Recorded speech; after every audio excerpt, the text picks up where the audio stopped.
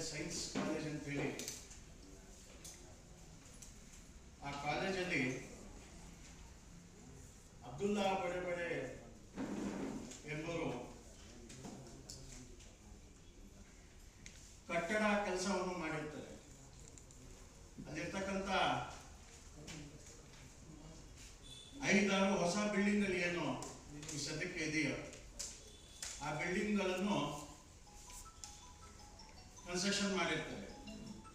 ಆ ಕನ್ಸ್ಟ್ರಕ್ಷನ್ ಮಾಡೋದಕ್ಕೆ ಅವ್ರಿಗೆ ಬೇಕಾದಂತಹ ದಾಖಲಾತಿಗಳು, ಬೇಕಾದಂತಹ ಪರ್ಮಿಷನ್ಗಳು, ಅಗ್ರಿಮೆಂಟ್ಗಳು, ಲೈಸೆನ್ಸ್ಗಳು ಸಂಪೂರ್ಣವಾಗಿ ಇರ್ತದೆ.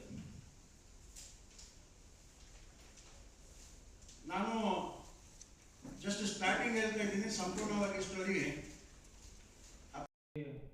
ನಮಸ್ಕರಿಸುತ್ತಾ,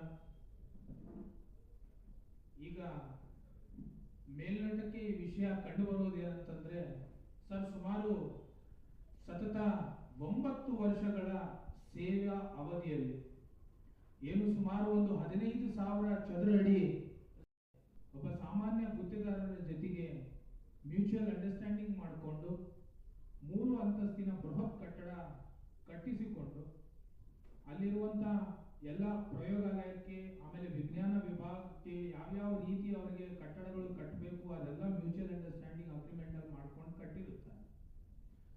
ತದಾದ ನಂತರ ಅವರ ಏನು ಆಡಳಿತ ಮಂಡಳಿಯ ವೈಯಕ್ತಿಕ ಗೊಂದಲಕ್ಕೆ ಅವರೇ ಲೋಕಾಯುಕ್ತಕ್ಕೆ ಹೋಗಿರ್ತಾರೆ. ಲೋಕಾಯುಕ್ತ ಕೋರ್ಟ್ ಅಲ್ಲಿ ಸುಮಾರು 2,85,00,000 ರೂಪಾಯಿಯ ಲೆಕ್ಕಾಚಾರ ಅವ್ಯವಹಾರ ಆಗಿದೆ ಅಂತೇಳಿ ಲೋಕಾಯುಕ್ತ ದೋಷ ವರದಿ ಸತ್ಯಾಸತ್ಯತೆಯನ್ನು ಪರಿಶೀಲಿಸಿ ಆ ಆಧಾರದ ಮೇಲೆ ಯಾರು ಈ ಮೇಡಮ್ ಇದ್ದಾರೆ, ಪ್ರಾಂಶುಪಾಲರಿದ್ದಾರೆ, ಆಮೇಲೆ ಅಲ್ಲಿರುವಂತಹ ಬಿಷಪ್ ಮಾರ್ಟಿನ್ ಮೋರ್ಗೆ ಇದ್ದಾರೆ, ಇವರೆಲ್ಲರೂ ಅವ್ಯವಹಾರ ಮಾಡಿರುತ್ತಾರೆ ಅಂತ ಹೇಳ್ತಾರೆ. ಆ ಬಡ್ಡಿಯವ್ರ ಮನೆಗೆ ಬರ್ತಾ ಇದ್ದಾರೆ. ಅವರ ತಂದೆ ತಾಯಿಯ ಆರೋಗ್ಯ ಸ್ಥಿತಿ ಸರಿ ಇಲ್ಲ, ಮಕ್ಕಳಕ್ಕೆ ಶಿಕ್ಷಣ ಮುಂದೆ ವರೆಸೋಕೆ ಅವರ ಹತ್ರ ದುಡ್ಡಿಲ್ಲ. ಇವತ್ತು ಇಂಥ ದೊಡ್ಡ ಸಂಸ್ಥೆ, ಇದು ಕಿಟಲ್ ವಿಜ್ಞಾನ ಕಾಲೇಜ್ ಧಾರವಾಡ, ದೊಡ್ಡ ಸಂಸ್ಥೆ ಇವತ್ತು ಈ ರೀತಿ ಮೋಸ ಮಾಡ್ತಾ ಇದೆ ಒಬ್ಬ ಗುತ್ತಿಗೆದಾರರಿಗೆ ಅಂತಂದ್ರೆ ಏನ್ ಮಾಡಕ್ ಸಾಧ್ಯ ಆಗುತ್ತೆ?